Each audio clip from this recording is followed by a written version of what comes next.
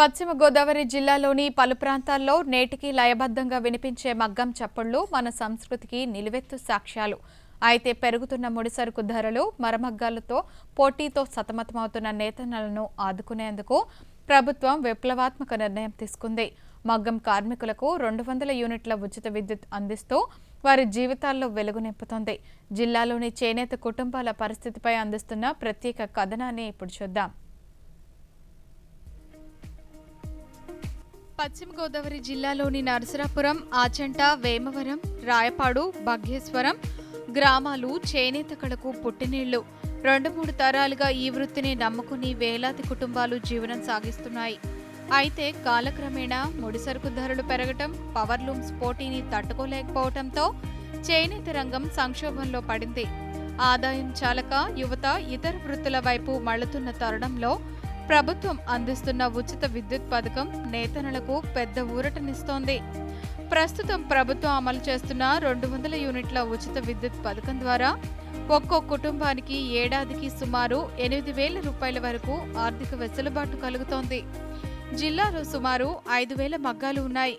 ఇప్పటి వరకు చేనేత వెలుగు పథకం కింద 1,142 దరఖాస్తులు వచ్చాయని, వీటిని పరిశీలించి అర్హులైన వారందరికీ ఏప్రిల్ నుంచి 200 యూనిట్ల ఉచిత విద్యుత్ అందుతుందని అధికారులు తెలిపారు.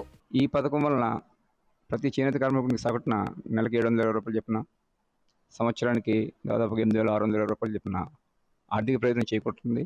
ఇప్పటి వరకు పశ్చిమ గోదావరి జిల్లాలో 1,132 దరఖాస్తులు వచ్చినాయి. అలాగే ఏలూరు జిల్లాలో 143 దరఖాస్తులు వచ్చినాయి. ఈ దరఖాస్తుల్ని ఎలక్ట్రికల్ సిబ్బంది, అలాగే సచివాలయ సిబ్బంది క్షేత్రస్థాయిలో పరిశీలన చేయడం జరుగుతుంది.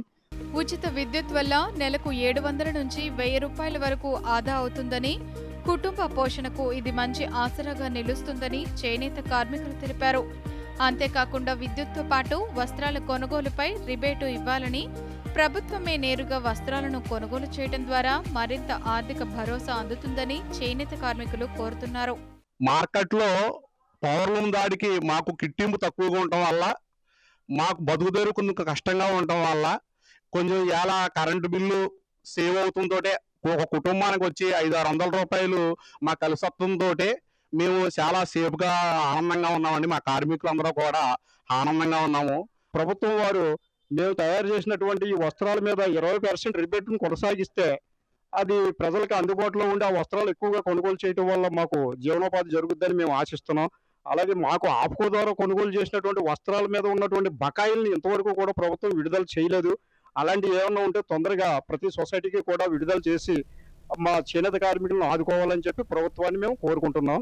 ప్రభుత్వ చేయూతతో జిల్లాలోని నేతన్నల్లో కొత్త ఆశలు చిగురిస్తున్నాయి.